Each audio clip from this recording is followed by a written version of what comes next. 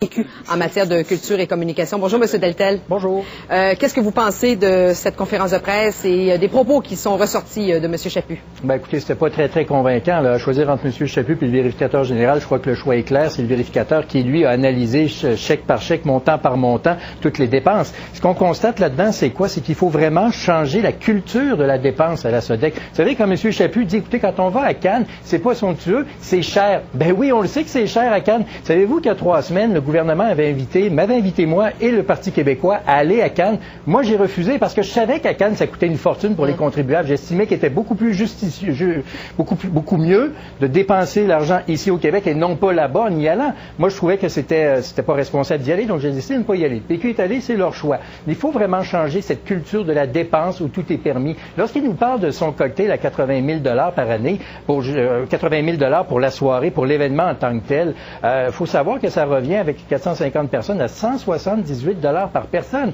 Écoutez, je comprends que lorsqu'on est à Cannes, lorsqu'on est dans le monde du cinéma, il faut faire des dépenses. Mais il ne faut pas oublier non plus que dans le monde artistique, les artistes en arrachent. Le salaire moyen d'un artiste là, au Québec, c'est 15 000 $. Alors, quand on voit ce type de dépenses-là, c'est particulièrement insultant. Bon, est-ce qu'il devrait démissionner? La ministre Saint-Pierre dit qu'il n'a plus l'autorité morale. Lui, il dit qu'il va poursuivre son travail.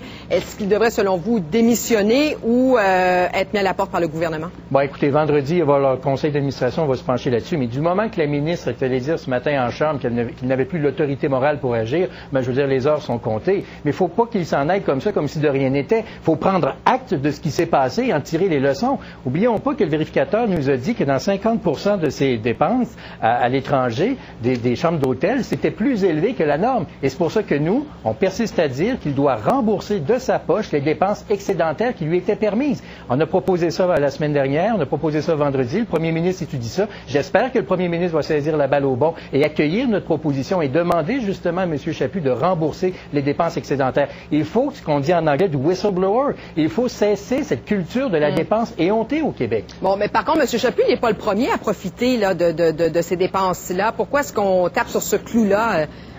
Vous confirmez très bien ce que je dis. C'est la culture de la SODEC qu'il faut changer. C'est exactement ça. Et là, ce qu'on a constaté aussi, c'est que M. Chaput est en poste depuis 5 ans. Or, depuis 1 an et demi, la ministre Saint-Pierre, qui est responsable de la SODEC, a mis des gens au travail là-dessus et a demandé au vérificateur de faire une enquête là-dessus.